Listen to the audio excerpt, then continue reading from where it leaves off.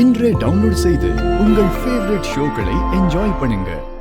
உங்களுக்கு ஒண்ணும் இல்ல, நல்லா இருக்கீங்க சரியா? இந்தாங்க தண்ணி குடிங்க.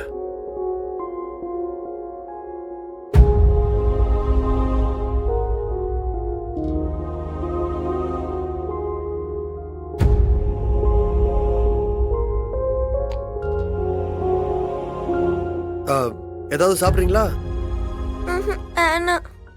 இசை அப்படியெல்லாம் போக மாட்டா மாமா. எங்க போனாலும் கூட ஒரு ஆளை கூட்டிட்டு தான் போவா. அவளுக்குள்ள எப்பவுமே ஒரு சின்ன கான்ஷியஸ் இருந்துட்டு தான் இருக்கும். இதுக்கு முன்னாடி இப்படி நடந்ததே இல்ல. இசை பாப்பா, லிஃப்ட்டுக்குள்ள எப்படி போனீங்க? யார் உங்களை கூட்டிட்டு போனா? தேனக்கா லிஃப்ட்டுக்குள்ள இருந்தா. தேனு லிஃப்ட்டுக்குள்ள இருந்ததா சொல்றா? ஐயோ, நான் லிஃப்ட்ல இல்லையே. நான் போகவே இல்ல மாமா.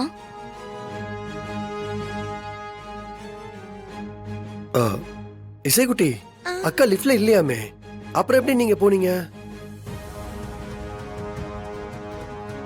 வெண்பா அக்கா.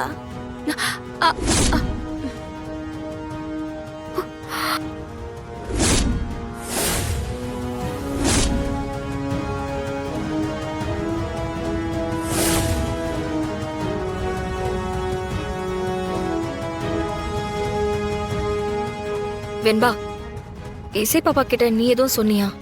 இல்ல, நான் ஒன்னும் சொல்லலையே. வெண்பா, இசை போய் சொல்ல மாட்டா, உண்மையை சொல்லு. ஐயோ, நான் ஒண்ணுமே சொல்லல தான். தேனும் தமிழும் வர வரைக்கும் இங்கே இருந்தா நான் சொன்னேன். மத்தபடி நான் எதுவுமே சொல்லலையே. உனக்கு கொஞ்சமாவது அறிவு இருக்கா? அவ குழந்தைன்னு உனக்கு தெரியும்ல, அப்புறம் எப்படி தனியா விட்டுட்டு வந்தா? இல்ல தான், அது வந்து கொஞ்ச நேரத்துல எப்படி பயந்து போயிட்டா. வெண்பா, எப்பயுமே ஒரே மாதிரி யோசிக்காத. நம்மளை சுத்தி இருக்கிறவங்கள பத்தி கொஞ்சம் யோசி. விடுங்க, அதான் ஒண்ணும் ஆகலல்ல. என்ன ஒண்ணு ஆகலல்ல?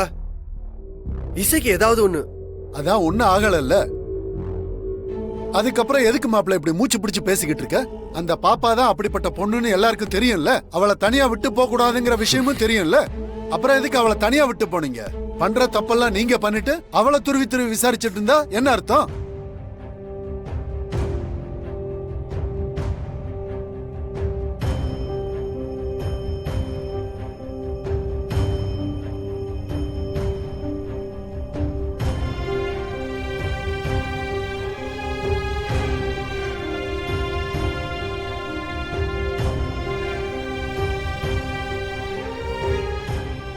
இசை, ஒண்ணும் இல்லடா, ஒண்ணும் இல்ல. இங்க இருக்கிற எல்லாருக்குமே ஒண்ணு சொல்லிக்கிறேன். இசைக்கு உங்களால ஏதாவது பாதிப்பு வந்தா அது யாருன்னு நான் பார்க்க மாட்டேன்.